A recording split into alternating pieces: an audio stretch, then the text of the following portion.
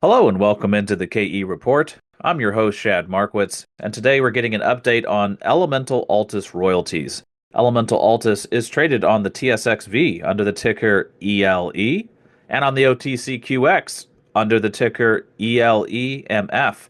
And I'm joined today with the president and CEO of Elemental Altus, Fred Bell. And Fred, it's great to get you on the show as always. And this time we can talk about the full year 2024 highlights from production, also fourth quarter. Like always, Fred, it's a record quarter. It's a record year. I think we've seen seven back-to-back record years for the company, but I think that's still worth celebrating and worth digging into. So just in a brief sense, give us some of the key metrics and measurables from 2024 that you want to highlight for folks as far as the strength of the balance sheet, but also how well the gold equivalent ounces have been flowing. Thank you, Shad. And we had, look, for 2024, it was a record in terms of both the revenue, 16.3 million, but also the adjusted revenue, which importantly includes our Caserones royalty. And that's 21.6 million, and it's up 39% on 2023. So, in terms of revenue growth, getting nearly 40% revenue growth from 23 to 24, that's a really good outcome, helped no doubt by the gold price and the copper price. But then, what I think is really interesting is building on that, again, that year that has been another record for us, coming into 2025, and the outlook is for even stronger growth going into this year. So I think the numbers in 24 are great, but because of our fixed cost base and our fixed, call it G&A, and effectively lack of exposure to inflation, while getting the exposure to top line gold and copper price, we're really well set up coming into 2025. Well, let's dig into that, Fred, because yes, as a royalty company, you don't have thousands of staff members out in the field digging holes in the ground and mining. You've got a very lean staff, so your G&A is rather streamlined, but you have exposure to rising gold equivalent ounces. In the press release that you put out to the marketplace just on August the 16th, you put some guidance in there for the year between 11,600 to 13,200 gold equivalent ounces. And you got some metals price assumptions in there, but obviously we're way above those as far as the gold price, the copper price, and the silver price. So everything you look at in here, I know that there's a big chunk of copper that plays in from the Caserones, but when you look at the gold price, if we just isolate that, what does it mean to have the gold price up in the 3,300 zone here? What does that mean as far as the assumptions you're making and what you actually may be able to bring in if we can keep this trend going? Yeah, well, look, we're talking about for 2025, a 50% increase in adjusted revenue at the midpoint of guidance on last year. So that's going from, call it, 21.6 million of revenue to about $32 million of revenue. And that's the midpoint of guidance. That is using a $2,600 gold price and a $4 copper price. So, I mean, if you look just on the gold side, where we are today, it's almost in the region of 30% higher spot prices than where we are on the guidance. And it should be a pretty linear relationship.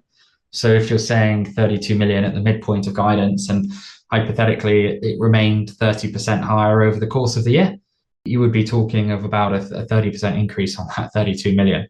So it is really material. And every day, every week, the gold price is at or around these levels, anywhere in excess of $2,600 gold.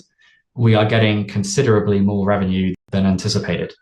And I should add that all of those numbers I've just talked about, that 32 million midpoint guidance, those numbers are not including an additional 13 to $15 million in portfolio payments that we're expecting this year. So that puts us at a sort of, if you combine those, it puts us, say, somewhere between 43 and sort of $50 million of revenue and portfolio payments this year, 2,600 gold. So I think it's clearly going to be, our forecast is to be not just a record, but actually one of the largest increases in revenue that the company's had. And that is coming on the back of paying down $30 million of debt over the last year. And I think the debt's a really important part because people, it doesn't get the same attention as getting the revenue in. But when you reduce that debt by 30 million, you're also saving yourself over $2 million of interest costs a year. And so we're going to have a really strong cash build up over the next sort of 2 to 3 months. And that's going to be a result of the revenue, the higher revenue that we're getting on a gold basis, it's going to be a result of the increased gold prices, and it's going to be a result of the portfolio payments and the fact that there is no more debt to pay down and no more interest costs associated. So expecting a really strong Q1 going into a really strong H1 for this year. Yeah, Fred, this is like the strongest I've ever seen the financials of Elemental Altus after following the company for many years now. And I was doing the math there as you were talking and coming up with the numbers. So I'm glad you came up with the same thing. If you have a 30% increase on the 32 million that's projected because of the higher top line gold price, that puts you in the 40s, 43, 42. And then if you have some of those portfolio payments and some of the one-off payments that come in on top of that, at the same time as you're paying less interest because you paid down your debt, it's just a good, perfect storm of positive financial news for the company. Talk to us about some of these portfolio payments, though, and even the payments you're going to be receiving from Ming, because I think those are things that get lost in the shuffle, and there's still another way that you're generating revenues as a company. Yeah, it's a really important aspect, and we said we're predicting about 13 to 15 million US dollars of portfolio payments this year, and I think we're expecting the majority, call it about 12 million of that, to be in the first half of this year. And given that we're in mid-April now, we're clearly expecting a lot of those payments imminently, and so that is a part of the business that, last year we got some portfolio payments. Next year we're expecting to get some, but we've never had in the quantum of what we're talking about this year, over 10 million US. But that's a real boon to the business when you think that our G&A is probably $6 million and the taxes that we'll pay this year are probably $4.5 million. Those portfolio payments are more than covering all our G&A and tax costs this year. And, you could effectively look at it, that sort of 32 million midpoint revenue going up to the sort of 40 million range in revenue. You could say that is effectively then all what would come through to the sort of free cash flow line. Well, and I think it's important to also break out the Caserones asset. You do the accounting a little differently on it, and that's why there's the adjusted revenue, and that's because you share the royalty with other royalty companies that have kind of a consortium there, and then that pays you. So you don't have direct control over it. So for an accounting standpoint, you report those copper pounds a little differently from Caserones. Maybe just break that down for people listening so they understand why there's an adjusted revenue column. Yes, and it's always a bit complicated when people look at the accounts. I think it's sometimes translating us or speaking a different language. But very simplistically, our royalty on Caserones is held in a separate vehicle, and therefore we're not allowed to call it royalty revenue, and we have to include it in a separate adjusted revenue number. So when you see our adjusted revenue number, all that really means is the royalty revenue that we get from all our other royalties and the addition of the Caserones royalty. And that is our effective adjusted revenue number. So if we held Caserones directly, we would just call it royalty revenue. So for the purposes of sort of looking at what we get, we always talk in that record adjusted revenue number in order, and that's an accounting term to sort of comply with the rules. But that is the real number to look for when you're looking at where our royalty revenue is. I appreciate you breaking that down. It is a little different, but the money is coming in, and that's the key point. And Caserones is continuing to perform very well, and it's just been a monster of a project where they keep doing exploration and now finding even more. So a long life cornerstone asset. Another long life cornerstone asset for the company is Korali-Sud. So shifting over to the gold side of the spectrum here in the metals, this has been another cornerstone asset for the company. Can you give us an update on what things are looking like for 2025 at Korali-Sud? Yeah, it's a really good question. And it's one of our two cornerstone assets, as you say. And they announced last year the 50% throughput expansion at that mine. So I think they're spending in the region of $200 million to expand that mine and have it putting through 50% more ore. And that is due to they've already started the construction, some of the camp expansion, and it's fully funded internally. And they're expecting to have that permitted by the middle of this year. And then it's about a 1 year build time into the middle of 2026. And so if you look at that Korali-Sud royalty, it is going from in 2023, giving us a bit under $5 million to call it middle of 2026 onwards, that royalty is probably paying us 7.5 million plus a year in terms of order of magnitude, and obviously even more at the sort of gold prices we're at today. And that really catapults it into the realms of a really material asset out there in the market. Well, and another up and coming asset in the portfolio that's looking like a smarter and smarter deal every quarter that goes by, Fred, is Allied Gold's what was called Diba, but now Korali-Sud.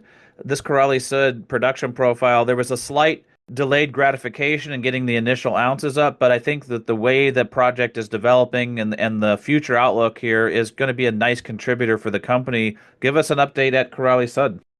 Yeah, look, I think what's really important to say here is I think the Allied team have actually done an excellent job in sometimes challenging circumstances, advancing this project as quickly as they have. And in 12 years, there's probably been two drill programs on the project. And since we sold it to Allied, call it 18 months ago, they have expanded the resource, declared maiden reserves. They've built a 12-kilometer haul road, and they have mined over 50,000 ounces. And it was nearly 50,000 ounces just in the first 3 months of mining from one of the resources in our royalty area. So I think to do all of that while navigating the changing political environment in Mali, and they were the first company to settle with the government and sort of progress forwards, to have done all of that and to be where they are is really encouraging. And I think we're looking forward to seeing their Q1 results and anticipate that Korali-Sud, our royalty area, will again have played an important part of the production for their overall Sadiola mine. And for those who aren't familiar with Sadiola, that is a tier 1 geological deposit, and define that as over 10 million ounce geological deposit.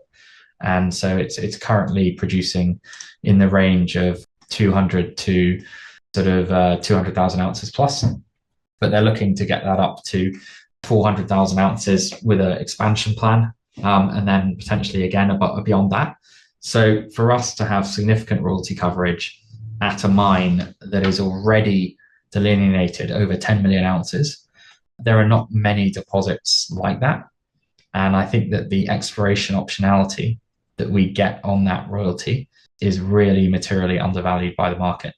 And to give you a perspective, I think the recent consensus value on that royalty was in the region of $13 million. And I think we're anticipating receiving in the first half of the year the majority of that asset value on that royalty. So, in our view, it's clearly worth a lot more.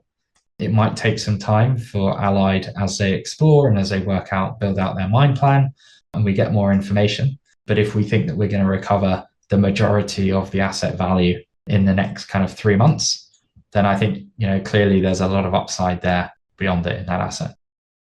Well, and Fred, you have over 70, almost 80 royalty assets now, so we don't have time to get into all of them. But you have a lot that are still paying, and they're factoring into those gold equivalent ounces for 2025. Is there any other asset you want to flag that you think has some good growth set up for this year as far as either production or anything you want to mention on an advanced development project? Yeah, look, we've got, I think, one of the really interesting things, and everyone tends to focus on the producing assets in a gold price environment like this, but we've also got some really strong assets in that development pipeline. And that ranges from the probably, in some regards, higher profile Cactus copper project in Arizona with Arizona and Sonoran, but it also includes assets like Laverton in Western Australia that are approximately 2 million ounces. Our royalty covers there, and it's within 15 kilometers of the headframes of 10 million ounce plus resources with Goldfields, Anglo Gold Ashanti further to the south, and Genesis Minerals to the west. And royalties like that, where, for comparison, just shy of 2 million ounces with a 2% uncapped royalty is not dissimilar to what we have at Karlawinda or our Cornerstone royalty. So clearly a huge amount of potential there, and in a district in Western Australia that has been seriously underexplored over the last decade. And so I think we're looking forward to following that royalty and think that in time, a lot of value is going to come out of it. And we have some other former operating gold mines in tier 1 jurisdictions, Pickle Crow with Firefly Metals, Hope Brook in Newfoundland. But these are former operating gold mines where we have material uncapped royalties. and exposure. And I think that in this gold price environment, there is a very, very strong drive for some of the mid-tier miners and larger companies to be expanding their portfolios and looking for growth. So I think that it's likely we're going to continue to see the trend, I think, across the wider market where some of these assets are moving into stronger and more mature hands. And I think that bodes really well for us as a royalty company. Yeah, it's one of the benefits of the royalty business models that you put these royalties in place, but you get the exploration upside, the development upside, finding new deposits or moving forward development at a faster pace than expected. You get the potential of a takeover of a company that's the operator and bringing in a larger operator. There's all kinds of upside surprises in the royalty space where usually there's downside surprises in the mining space. So nice to see the business model offering that kind of optionality to investors. And of course, Fred, with the cash that you're building up and you have a revolving credit facility as well, and you're going to have these revenues coming in this year, and you're going to have the payments coming in, the one-off payments, with all of that financial strength, I'm sure people listening are going to want to know what's the strategy on more acquisitions, Fred? What's coming next? What kind of accretive deals are you lining up to keep building value in the portfolio? I would use this as an analogy. When we started the company, our first deal was just shy of $2 million and we couldn't raise $2 million. And we had to give half of that acquisition away to a private equity fund to enable us to get it done. I think our second deal was a $500,000 deal. And our third deal was sort of $4.5 million split across two assets. So, it took us a long time to be able to sort of establish that, raise the money and get the deals done. And when I look at where we are today, we're sitting on approximately 5 million cash today with some of the portfolio payments and the Q1 revenue coming in. I think we're probably going to be in the order of, sitting on 20 million US dollars shortly. And I think that with a totally undrawn $50 million credit facility and being strongly cash flow positive, look, we have built this company the hard way, starting with no money and no resources. And we have never been in a position where we are financially as strong as we are today, and to be in the position where we're going to generate, more money than we were able to deploy in the first 3 years of our history as a company. We could in theory deploy in the next week. I think for us, that highlights some of the opportunities going forwards. And clearly we see a lot of potential out there in the space and in deals, and we're better placed than ever to be able to transact on them. If you were leaning towards one model or the other, are you looking at making maybe one key acquisition that's a bigger acquisition you've ever done before as a company, a basket of royalties from a company that's maybe unloading them or that may be held by private companies or public companies? Or are you looking at the value accretive deals you can get on development stage assets that maybe have a longer fuse until they get to production, but they're also priced accordingly? What kind of acquisitions are you looking to make? Well, look, if you look at last year, I think we made a very opportunistic acquisition with the tungsten royalty. And we also did what could be called a consolidation play, where we consolidated the Alpha Stream portfolio and brought it where we owned half already through a private company and brought it under our roof. So I think that we'd be looking to do transactions this year that are both adding revenue, because I think that's really important. And any revenue we add here should be 90% plus free cash flow margins. So I think it's really important that we're adding revenue, but we're also going to be looking to opportunistically adding development stage assets where we can build them into our pipeline. And I think that's really important because if you look at that Mactung royalty as an example, or you look at the Cactus royalty before it as an example, these are assets that you might say not going to be in production until 2030 timeframe. But when you look at where they have come, in the case of the Cactus royalty, I think the resource has tripled since we bought it. Royal Gold earlier this year, a few months ago, acquired the sister royalty to ours, but paid about a 65% higher price. And I think they were very happy with the deal. So it really demonstrates the value we were able to add there already, ahead of the value that they see coming down the road. And then if you look at the Mactung royalty more recently, I think that asset we've bought at a very compelling price, where the project was subsequently awarded a US government grant for 25 million with the Canadian government to fast track it to a final investment decision in 2028. And for us, based on the historical mine plan, it would have been paying in the order of the acquisition cost on an annual basis as a royalty. And I think the resource was sufficient for 50 years of production at that rate. So when we look at some of the deals that we've been able to do, we want to add the producing assets, but we also think there's really, really deep value out there in some of these longer dated development opportunities, and we can really neatly fit them into our portfolio. And over the 6, 12, 18 months following, we can see some really good catalysts to daylight value. Just one more wildcard question for you. When we talk about accretive acquisitions, I would argue that you did one of the most accretive acquisitions by merging Elemental with Altus and bringing both companies together under one roof. We did just see a royalty deal executed this week where Triple Flag is buying the expanded Silicon royalty from Origin, in effect taking over Origin, and they're spinning out the rest of the royalty assets into another company. In this kind of environment, are you keeping the door open for acquiring maybe other smaller companies and bringing their assets in, or are you worried about being acquired, Fred? Look, I think that we've always taken the view that we focus on what you can control and what is in our hands, and that is really the business itself and looking at opportunities where we are. I don't think it's a surprise from where we sit to see consolidation in the industry. And the case you mentioned, Triple Flag and Origin, there's a lot of logic in some of this that's happened. And as you referred to, we ourselves merged with Altus Strategies. And I think that the view has always been that we are better as a combination. Investors are better. It's a stronger, more resilient portfolio with more upside optionality and lower combined costs. So I think from that basis, we clearly think that that merger was a positive one for the companies. And then when you look at the broader space, I think there's a huge amount of value that is able to be created through consolidation and through that scaling up. And you've got increased margins, broader portfolios with more optionality.